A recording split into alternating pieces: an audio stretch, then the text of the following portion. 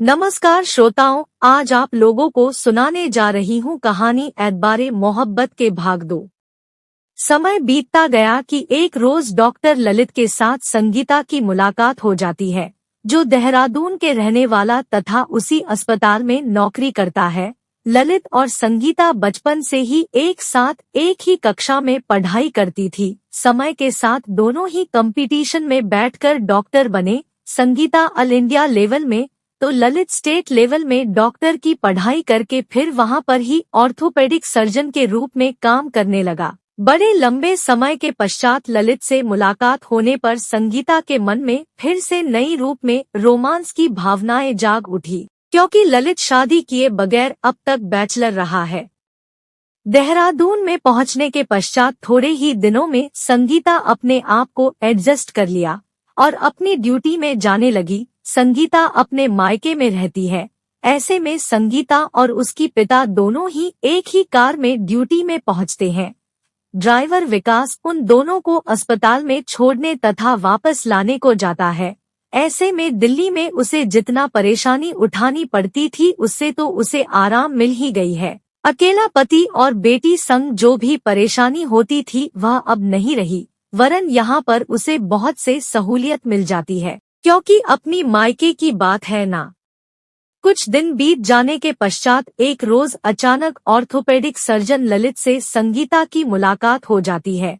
दोपहर के break time पर ललित कैंटीन में बैठकर कॉफी पी रहा था, तभी संगीता वहां पर पहुंच गई और दोनों की मुलाकात हो गई। ललित काफी देर तक अपलक दृष्टि से संगीता को निहारता रहा।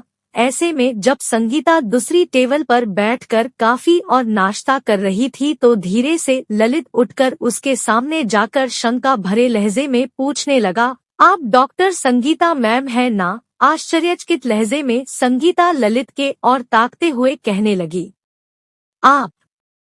परंतु आगे कुछ ना कह सकी। संगीता को लगा शायद परिचित कोई होगा या पता नहीं। संगीता सोचने लगी। इतने में ललित कहने लगा, शायद आप मुझे पहचान नहीं पा रही है। जवाब में बड़े ही नाटकीय ढंग से संगीता कहती है, हाँ कुछ कुछ याद आ रही है आप। ऐसे में ललित कहने लगा, समझ गया शायद आपकी याददाश्त थोड़ी कमजोर हो गई है। ऐसा होना भी स्वाभाविक है, कोई बात नहीं, मैं बता देता हूँ, मैं ललित हूँ।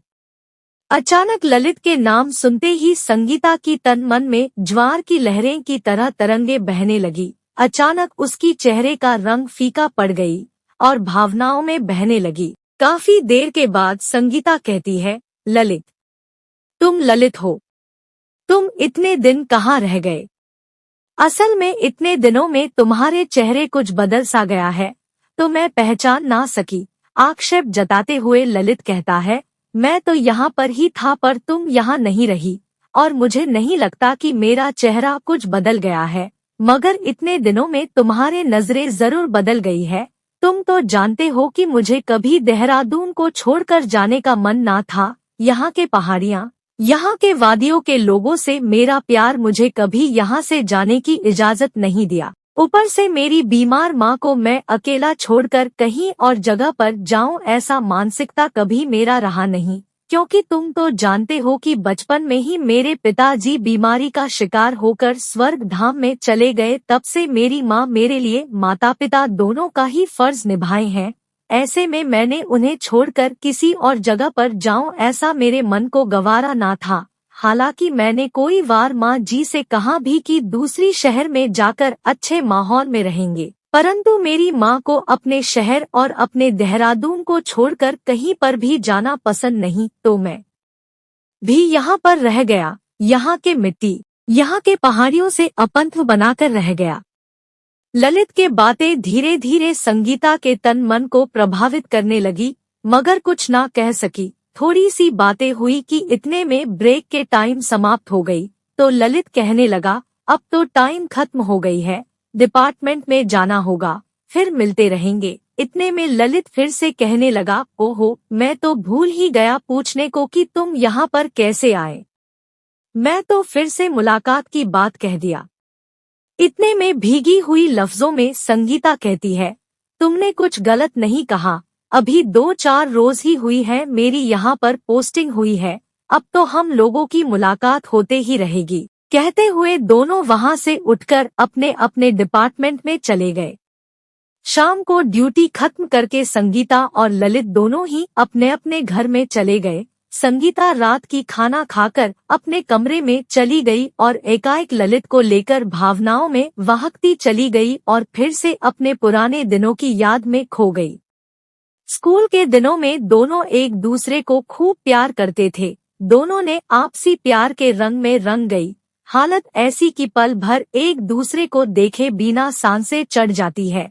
एक दूसरे को लेकर बहुत से सपने देखने लगे। दिन ब दिन एक दूसरे के प्रति व्याकुलता बढ़ती चली गई, मगर समय के साथ साथ बहुत से समस्याएं घेरने लगती है जो दोनों ही समझ पाते। ऐसे में एक रोज भावनाओं में आकर संगीता कहने लगी, ललित, मुझे लगता है कि हम दोनों प्यार की रंग में बहुत रंग गए। दोनों बहुत दूर तक प्यार मोहब्बत के बहुत से कदम चल चुके हैं, जहां से पीछे लौटकर चले जाना नामुमकिन है।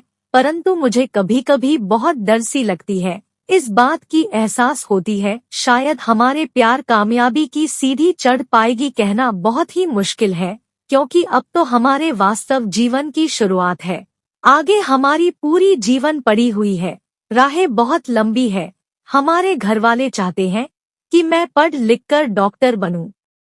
अगर तुम भी डॉक्टर बनो तो हमारे प्रोफेशन रास्ते एक सी हो जाएगी, तो शायद हमारी प्यार की राहें और भी आसान हो जाएगी। नहीं तो क्या पता कल को कैसी परिस्थिति हो और हमारे घर वाले कोई अड़चन डाल दे।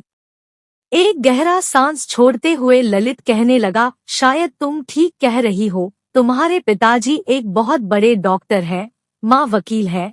अगर तुलना की जाए तो मेरी औकात ही क्या कि तुम और मैं जीवन भर एक ही राह पर चल सकूं। हम दोनों के प्यार एक सी तो हो सकती है, परंतु भविष्य में किसी एक समय पर शादी करके घर बसाने की सपना देखना व्यर्थ है। जैसे कि अक्सर लड़के लड़कियां या कहें तो प्रेमिक प्रेमिका सपना देखते हैं, क्योंकि अभी तो हमारे बेसिक एजुकेशन ही पूरी नहीं हुई है। ऊपर से फैमिली बैकग्राउंड को देखा जाए तो हम लोग तुम्हारे तरह इस्टेब्लिश्ड नहीं है। कुछ खेत खलियान है, उसी के बीच गुजारा करते हैं। पूरा परिवार अनपढ़ और गंवार है। समाज में परिचय देने लायक तथा सिर ऊंचा करके चलने लायक मेरे पास कुछ भी तो नहीं है, एक मेरी इस रक्त मांस की शरीर के अलावा। ऐसे में मैं तुम्हारे माता पिता से तुम्हारी हाथ मांगू, ऐसा कोई अस्तित्व तथा गुनाबली मुझ में कहाँ है। भविष्य को किसने देखा है। अब तो केवल हमारा स्कूलिंग खत्म होने वाला है। कल को न जाने कौन कहाँ पर किस परिस्थिति में रहेंगे, कहना सचमुच बहुत मुश्किल है।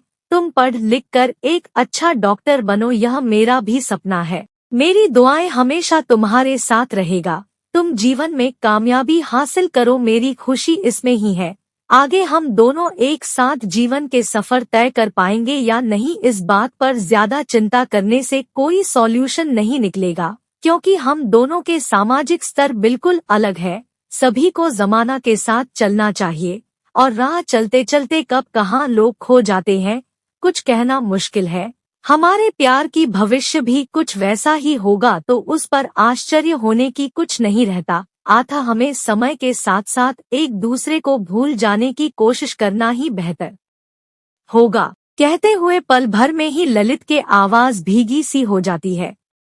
करुणा भरी नजरों से बड़ी देर तक ललित के और ताकते हुए संगीता एकाएक गहरा सांस छोड़ते हुए कहती है, ललित, मुझे गलत मत समझना। कोई दिनों से मेरे मन में ऐसे ही तूफान चल रही है। शायद तुम ठीक कह रहे हो, मगर कितने आसानी से तुमने यह बात कह डाला जो कभी मुमकिन नहीं हो सकता। क्या तुम हमारे इन 5-6 वर्ष के प्यार मोहब्बत को आसानी से भुला पाओगे। कहते हुए संगीता की आंखें छलक गई।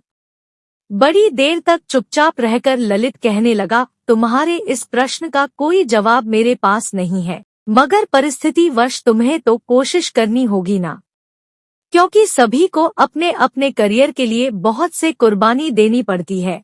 इस विषय पर मैं तुम्हें उलझा कर नहीं रख सकता। शुरू में तकलीफ तो होगी, परंतु समय के साथ साथ आदत सी हो जाएगी। समझ लो कि हम कभी मिले ही नहीं थे, संगीता छलकती हुई आंखों से ताकते हुए बड़े ही व्याकुलता भरी लहजे में कहने लगी, तुम जानते हो कि जितना सहजता से तुम कह रहे हो यह काम उतना सहज नहीं है, फिर भी कह रहे हो। कहते हुए संगीता अपनी छलकती हुई आंखों को पोंछने लगी, आगे कुछ कह नहीं पाती, दूसरी ओर चेहरा को घुमा लेती है, चाह कर भी कुछ कह ना सकी।